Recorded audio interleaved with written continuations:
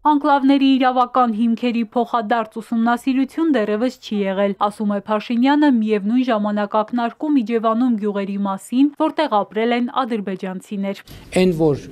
1991 թվականին մեր անկախության նախորդող շրջանում Հայաստանի Հանրապետության տարածքում եղել են կոնկրետ գյուղեր, այդ գաղտնիք չի։ Ես այդ գյուղերի մի մասը Իջևանի շրջանում են եւ ես այդ գյուղերի միջով անցել գնացել եմ։ Ես չեմ կարող ասեմ, որ բնության մեջ այդպիսի բան չի եղել։ Օրեր առաջ վարչապետը գրել էր Արցվաշենն ու օկուպացված մյուս տարածքները վերադարձնելու մասին։ Նախկինում անկլավներով հանդերձ ճանաչելով Ադրբեջանի տարածքային ամբողջականությունը, Փաշինյանը երկու սցենար էր առաջարկում՝ կամ պահպանել ստատուս քվոն, կամ փոխանակել հավասար տարածքներով խաղաղության պայմանագրի ստորագրումից հետո։ Էպիկենտրոնը Փաշինյանից հետաքրքրվում է, արդյոք սցենարներից որևէ մեկով համաձայնություն կա Բաքվի հետ, եթե արդեն խոսվում է Արցվաշենի վերադարձի մասին։ Համաձայնություն չկա, ասում է Փաշինյանը, մնացած հարցերի պատասխանը կտա սահմանազատումը։ Սահմանազատման արդյունքում պետք է վերաարձանագրվի Ալմատի հռչակագրի հիման վրա երկրների տարածքային ամբողջականության ուրվագիծը։ Եթե խոսք գնա տարածքի փոխանակման մասին, դա հստակ է, որ առանց Հայաստանի Հանրապետության քաղաքացիների դիրքորոշման դա հնարավոր չէ անել։ Hakimiyyete geldi. Նոյեմբերի 9-ի 5-րդ տարելիցին Ադրբեջանի արտաքին գործերի նախարարը Երևանին մեղադրեց տարիներ առաջ բանակցություններից հրաժարվելու եւ սադրանքներով պատերազմ հրահրելու համար։ 44-օրյա պատերազմին նվիրված ֆիլմում Բայրամովը պատմում էր, թե Փաշինյանը նախ համաձայնել է լուծել Արցախի հարցը, եթե սահմանին կրակոցներ չլինեն, կես տարի անց հրաժարվել է, հայտարարելով, թե իրեն կսպանեն հնարավոր լուծման դեպքում։ Այն հանդիպումները, որին Ադրբեջանի արտաքին գործերի նախարարը հղում է անում, ինքը ոչ միայն դրան չի մասնակցել, ինքը ժամանակ արտաքին գործերի նախարար չի ելել։ Ինքը բոլորովին ուրիշ պաշտոն, այսինքն ինքն էլ լսել է ուրիշից, գուցե այդ ուրիշը լսել է ուրիշից, բանավոր ժանրը, ինքը շատ վտանգավոր ժանր է։ Որքան էլ վտանգավոր լինի, ինքը բանավոր է արձագանքում Ռուսաստանի արտաքին հետախուզության ծառայության հայտարարությանը, թե Հայաստանը քաղաքական պատճառներով ցանկանում է անջատվել Մոսկվայից, օգնություն ցուցաբերել Ուկրաինային, Կիևից գնելով նրա հացահատիկի մի մասն ավելի բարձր արժեքով, քան գնում է Ռուսաստանից։ Սկզբունքս առաջի անգամ խախտում եմ եւ իմ չկարդացած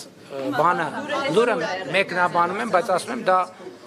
Էտել 1000 բացարձակ անհեթեթություն։ Բացարձակ անհեթեթություն։ Փաշինյանին Մոսկվայից արձագանքել են։ Արտաքին հետախուզության ծառայության հաղորդագրությունները երբեք անհիմն չեն լինում։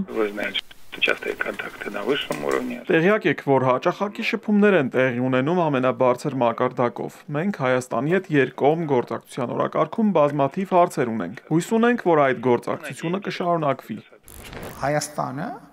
երբեք չի հրաժարվի Ռուսաստանից ցորեն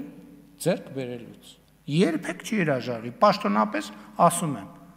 Բայց Հայաստանը երբեք չի հրաժարվի նաև տենաց շուկայում էլ ինչ կա։ Իսկ էլ ինչ կա։ Էլով է ցորեն վաճառում։ Կա առաջարկ մեծ ցորենի։ Ես ձեզ երաշխավորվում եմ, որ բացառված է, որ մեկը գա մեզ ասի, գիտեք, ինչ ցորեն ունենք։ Կարող է առնեք, մենք ականջներս փակենք ու վազելով փախնենք այդտեղից։ Չի լինելու այդպիսի բան։